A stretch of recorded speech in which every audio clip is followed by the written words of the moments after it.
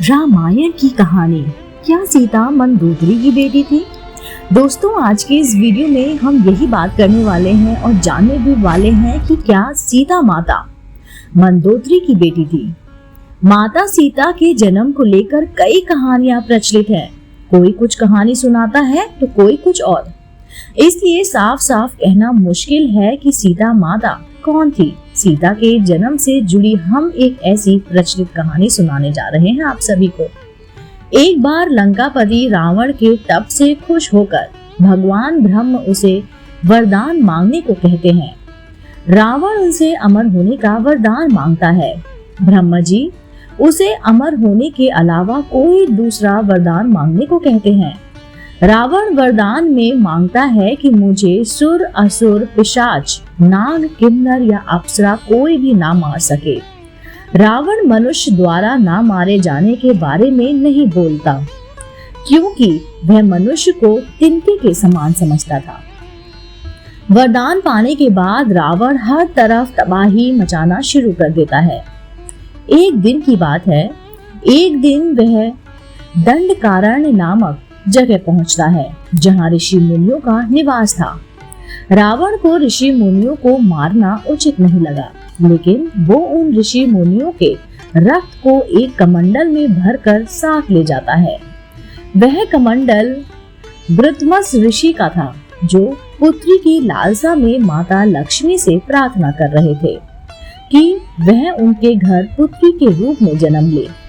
इसके लिए ग्रत्सम ऋषि रोजाना पूजा पाठ किया करते थे और पूजा पाठ के दौरान पवित्र मंत्र पढ़कर दूध की कुछ बूंदें कमंडल में डाल लेते थे, जिसमें रावण रक्त भरकर अपने साथ ले गया था। रावण कमंडल को लंका ले गया और वहां पहुंचकर कमंडल अपनी पत्नी मंदोदरी को देकर कहता है, यह विषैले रक्त से भरा है, इसे संभाल कर रखना और किसी को मत देना। कुछ दिन बाद विहार के लिए रावण किसी पर्वत पर चला जाता है। मंदोदरी को इस तरह रावण का जाना अच्छा नहीं लगता। वो मृत्यु प्राप्त करने के लिए कमंडल में भरे विष का पान कर लेती है। कमंडल के रक्त को पीने के कुछ समय बाद मंदोदरी गर्भवती हो जाती है। गर्भवती होने के बाद मंदोदरी घबरा जाती है कि महल में मौजूद अन्य लोग उसके बारे में क्या सोचेंगे। फिर मंदोदरी तीर्थ यात्रा का नाम लेकर कुरुक्षेत्र चली जाती है। वहाँ मंदोदरी एक बच्ची को जन्म देती है, लेकिन लोग लाज के चलते वह उसे एक कलश में रखकर जमीन में दफना देती है। कुछ दिनों बाद राजा जनक की कुरुक्षेत्र भी जाते हैं। जब वह जमीन में हल चलाते हैं तो उन्हें वहाँ कलश मिलता है, जिसमें मंदोदरी ने बच्ची को रखा था। बच्ची को कलश से निकालते ही आसमान से फूलों की वर्षा होने लगती है और साथ में आकाशवाणी भी होती है। आकाशवाणी में राजा जनक द्वारा उस कन्या के लालन पालन की बात कही जाती है। हल के आगे का नुकीला भाग से टकराने की वजह से कलश मिला था, इसलिए राजा जनक ने कन्या का नाम सीता रखा।